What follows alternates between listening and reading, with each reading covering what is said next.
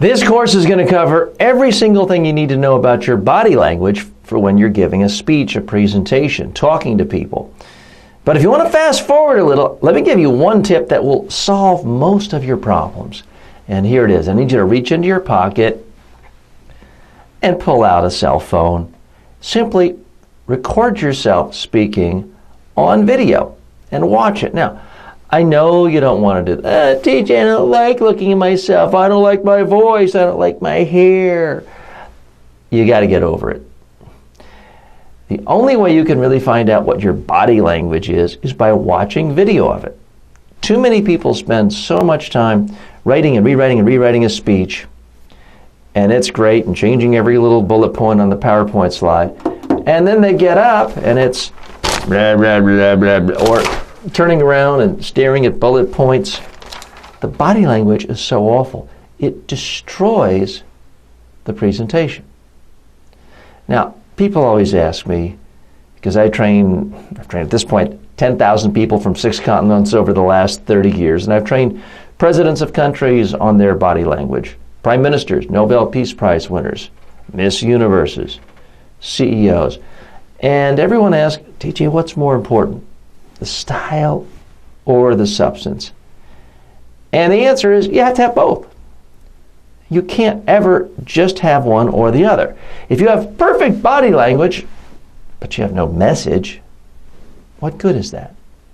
Think of it this way. If I apply to work for your company, and you're desperate for a new corporate vice president for accounting. You're just desperate for this new accounting, and I have the perfect resume.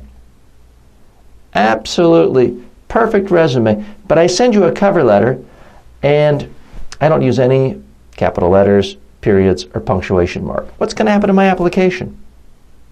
I think you're going to throw it away. On the other hand, what's going to happen if I had the most beautifully written cover letter ever, but when you look at my resume, it turns out I don't have any accounting experience. I've only worked in fast food and never for more than 2 weeks at a time. In that case, you're going to throw away my resume as well. So it's a false choice to talk about style versus substance. You always have to have both in written communication. You have to have both when it comes to spoken communication. But here's the problem. Most of us never get any formal feedback on our body language. We go to class for years and years and years, first grade, second grade, 12th grade, college, graduate school sometimes, and we get very specific feedback on how we've written a document, written a term paper, even a speech. And yet most of us get no feedback on how we present. But if you're an adult in the business world, the political world, or even a student in school, it's how you present that often has the bigger impact. Certainly for adults in the business world, how well you speak can have the ultimate impact on your career. Whether you ever get appointed to that senior position or CEO or elected to that top office, it's how well you speak, not just what you're saying. So that's why really understanding the body language is so important when it comes to speaking. Now, I'll give you just a quick tip here. You'll learn this in further courses. The biggest problem most people have with their body language is they just freeze up. Because they're scared, they stop moving. Now, everyone always says, well, TJ, shouldn't I just act natural? I've been told I need to act natural. Here's the problem with that advice. It's natural to be scared when you give a speech. So your body language can become stiff. People say to me, well, TJ, I'm more comfortable holding a pen. Can I hold a pen? Well, you can hold a pen. It might make you look comfortable, but it looks stupid. It makes you look uncomfortable to the audience. So I have a choice. If I have to choose between you being comfortable or your audience perceiving you as comfortable, I'm going to side with your audience. And you should too.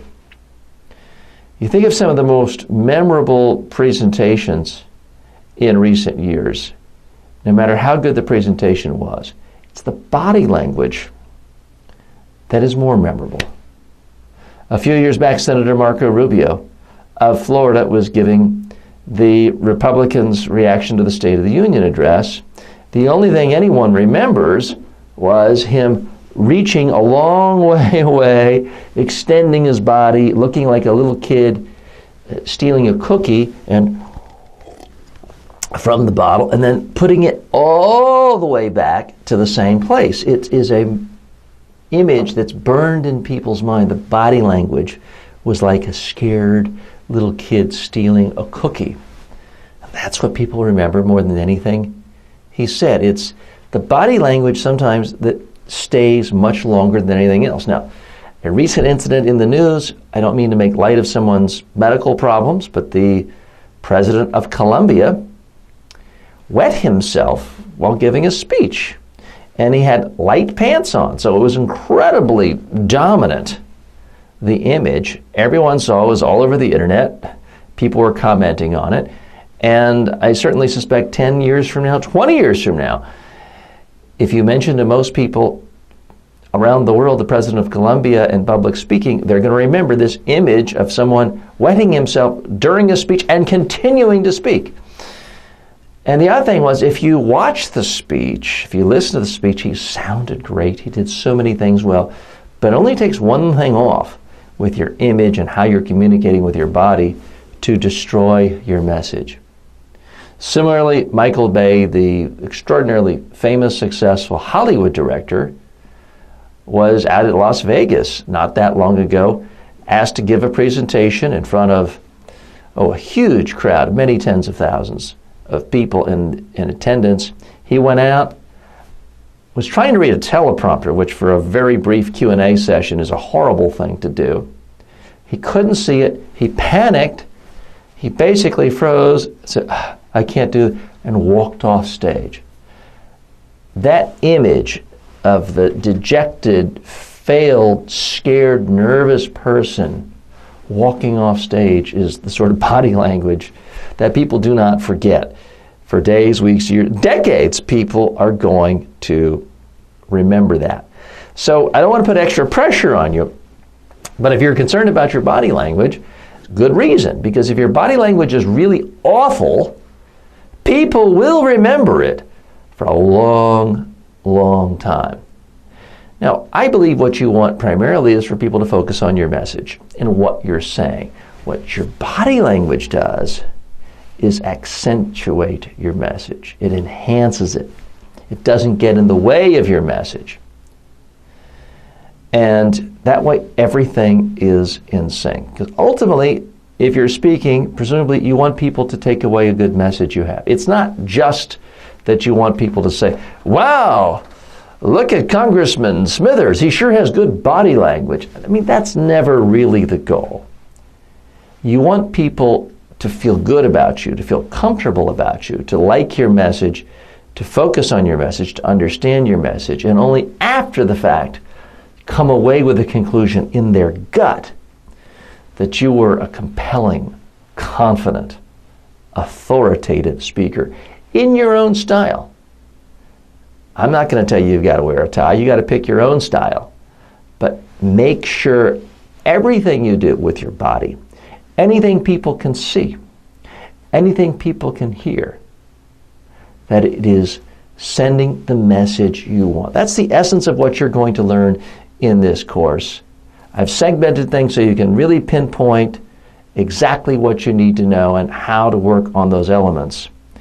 But the bottom line is practice on video until you can look at yourself and say, well, I like the way that person is looking and moving.